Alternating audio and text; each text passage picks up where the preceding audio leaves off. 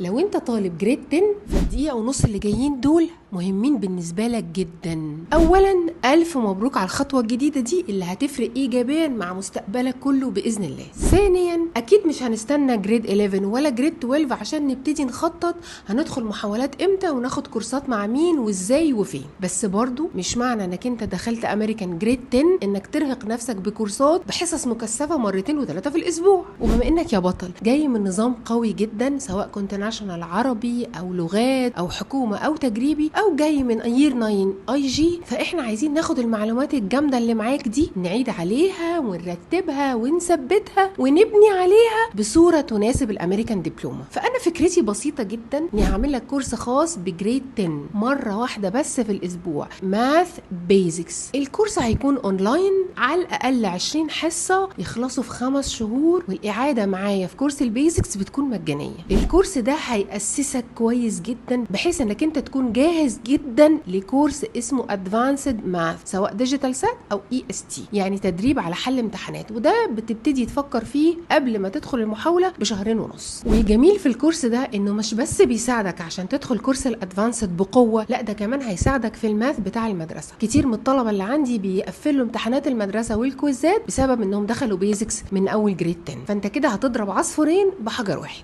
فاحنا ببساطة مش بنستعجلك، احنا عاوزين نأسسك بهدوء وأريحية. لو انت جريد 10 وعاوز تبدأ معانا مع اول السنة الدراسية اكتب تم في التعليقات وهنبعت لك التفاصيل. بأمر الله هيكون عندنا حصة مجانية تجريبية يوم 30 سبتمبر، والكورس فعليا هيبدأ يوم 11 اكتوبر. مستنياكم.